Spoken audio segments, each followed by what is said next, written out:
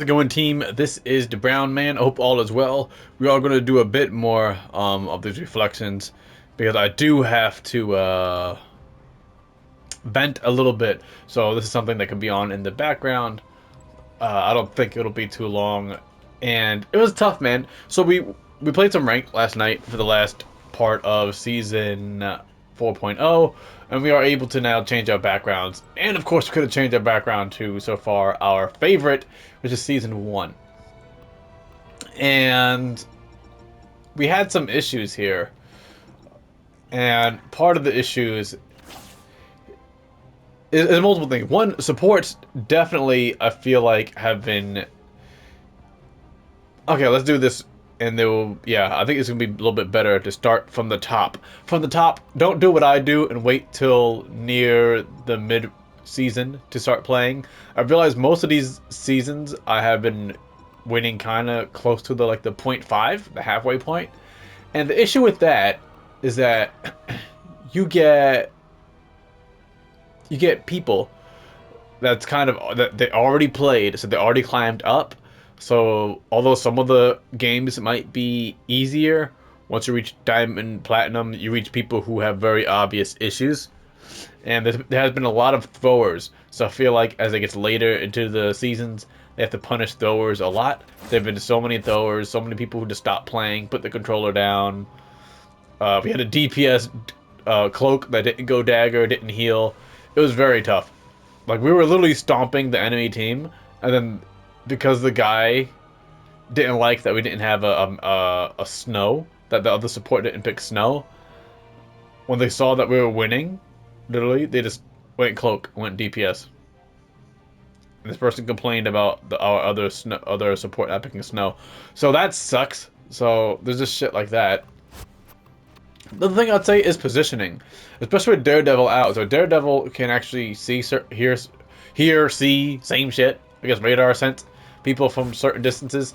But even when you don't have a Daredevil on your team, you should always assume, as I said in the last video, you should always assume that there's a diver until the entire team is revealed. So typically when the match starts, everybody on the enemy team is a question mark. Until those are flooped up and revealed, you should always play defensively as if there is a diver. That's why when I play on certain maps, whether it be Escort or Convergence, I will typically, as I'm Thing or whatever, if I play any dive, then I will be under. So for example, Yggdrasil map, you have on offense, you can go left. And typically on offense, it'll be divers or whatever, probably going left, taking those stairs, trying to go around. As the Thing, I'm already there. So I can hear them if they go above me, or I'll meet them if they come down below. So either way, I kind of match their pace. So as a support player, you should always play as if they have a diver until proven otherwise. Because there are plenty of times where they don't pay attention, and they die, and they're like, oh wow, they have a Black Panther. Well, you should always assume that they have a dive that's not banned until otherwise. That way, you are a bit on your toes, and you are prepared, and you have that little bubble to throw down when you play Dagger. So many Dagger players, just in case, because they have somebody waiting for you, like a magic, waiting for you to dump your kit, and then they'll blitz you. So keep that in mind. The other thing too, as I said before, you should know how to position yourself. So typically in this game, there are people fighting in lines, pretty much a straight line, like a ruler, like old Romans. Or sometimes they'll have people that will off angle and or dive. So you need to understand that when there's off angling and or diving, you have to position yourself a certain kind of way as a support. You can't just fight in a line and be in the back of the line, because at times, especially with multiple divers, that's actually the least safe. So something that I hear support say is, peel for me, bro, peel for me. And I'm like, cool, but the point of the game is to take space. I don't mind going back, but the issue is we can't stay back there. You have to start to moonwalk. You have to learn how to strafe. You have to learn how to move towards the objective while defending yourself, while leading them back into your team. And that's what I see a lot. So we'll have somebody like a magic diving, right? And then magic is diving, and I'll see supports, especially like a damn rocket. These rocket players got to be stopped, man. There's too many motherfuckers like these. So these rocket players, and you know where they're running? They're running back towards spawn. And then all I hear is, no one's peeling, bro. No, bro, we're on domination. I can't run back to spawn on domination. Because if I run back as tank, I main thing. If I run back to help you out, that means we lose pressure on the point. Because one person is diving you. What? 2 or 3? Are you asking 2 or 3 people to handle one diver by peeling all the way off the point? You better learn how to some defensive fucking driving. You better learn to handle yourself a little bit better. I'm not saying that I won't peel, but if I'm peeling, there needs to be a goal, right? There needs to be, okay, I'm going back. Now walk with me. Walk with me, brother. Walk with me. Dude, I had a Spider-Man that was pulling my supports. And this is kind of how lame brain some of these guys are. I had a Spider-Man pulling my supports off the map of the Spider-Man map. It was Tokyo. Was it the? I'm surprised we actually got some W's. I'm surprised. I think we won that. Yeah, I'm surprised we won that. Just don't tell me. Yeah, wow. We actually won that game. No way. Let me see. No way. There's no way we won that game for real. We did? I feel like I'm bugging.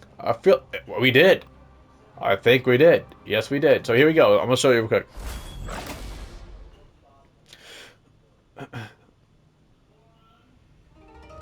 I think this is the match here. So we're gonna go in. Okay, cool. And they had a Spider-Man here. Alright, and this Spider-Man...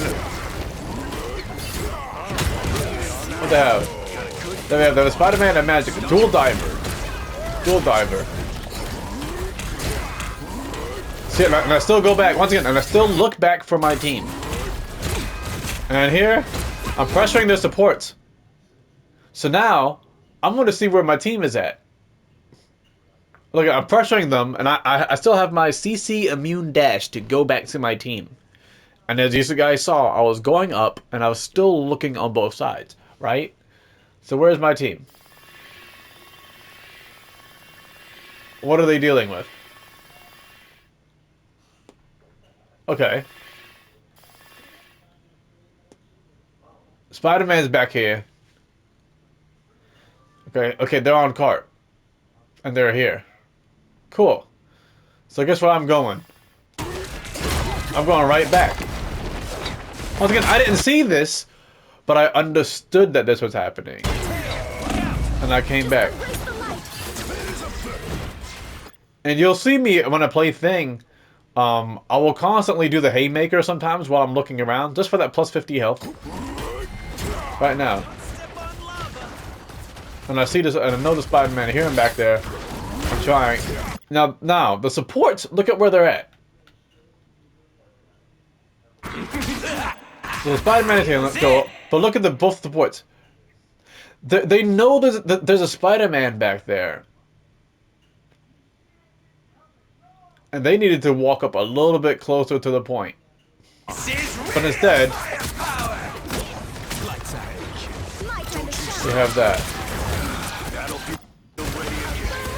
Alright. Now I die because of the ult, because they turn around for Spider-Man. And that happened. That's cool. I'm not blaming them for that. But there's going to be an issue here. And y'all can guess what the issue is going to be on this map. The issue on this map is that. That's the issue. So I said, okay, that's an issue.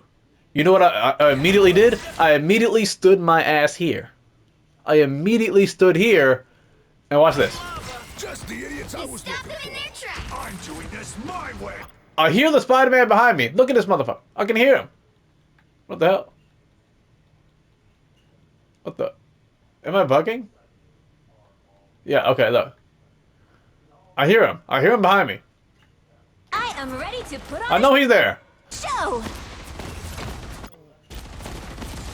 Right like And look, I'm deliberately blocking because I know that. Now watch this. Now I know I have to go back immediately for that Jeff. So I immediately jump to that Jeff.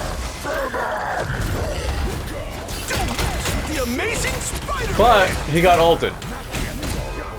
Once again, Jeff could have took a little bit more of an aggressive. Once again, it's all about positioning yourself. He could have walked up a little bit more, but he didn't. So cool. So, but I know that I have to go back. Whether I die or whatever, I know I have to go back.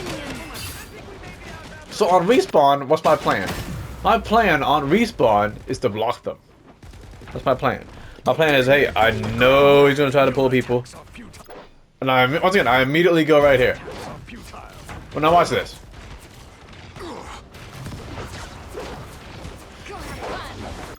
So once again, I heard him. I heard him fly right behind me, right? Yep, look at him. Look at this guy. And this is why I was super scared this match, because I was, that's what I'm saying. I was surprised I even won this match. Look at this. And look at them. They're fighting from the spawn. But look at it. So, because they're fighting from spawn, my team kind of have to, look at them. They kind of have to play right here. So I'm asking them to walk up. I'm like, please walk up, please walk up. And it took them a little bit long, but they finally walked up. They were waiting for me to walk up in this match. I remember on comms. They're waiting for me to walk up. And that's why I said specifically with support players, and we're going to end it here. Support players need to learn, and I tell them too, when there's a diver, when there's something, it's okay to play in the middle of your team. Right? Because I don't have I can't pull a scab off and throw it at anybody. I'm a brawler. I have short melee range. If you want to be protected by the thing, you got to be in thing range. And sometimes that means the thing has to be behind the team, and it changes the order. Sometimes people say tanks in front, right? DPS in the middle, and then supports in the back. Sometimes when there's a diver, when somebody's doing something, support's got to be in the middle, let thing be in the back. That way he can instantly just use the Yancey Street charge, or what we call the Yancey Street slam, which is the instant click and release on whoever is coming at you. But if you stay in the back, it creates an issue where I gotta constantly strafe and look back, and if I have to stay too much in the back, I'm free ult charge on the enemy team, because I literally cannot hit or apply pressure if I'm babysitting. So when you have a thing player and the thing is coming back for you, you gotta walk the hell up. You gotta start being a little bit more aggressive so I can put myself in a position to protect you and create pressure for the enemy team. Right? So we managed to win this. We managed to do it. We managed to do it. We came back here. Now, I'm also thinking, why did I specifically ult here? I forgot why I ulted specifically. Hang on. I gotta see in a moment. Cool. So letting him out. Yeah, I got frustrated with you guys. Let's see real quick. Hang on. Why did I ult there? That's another good question here.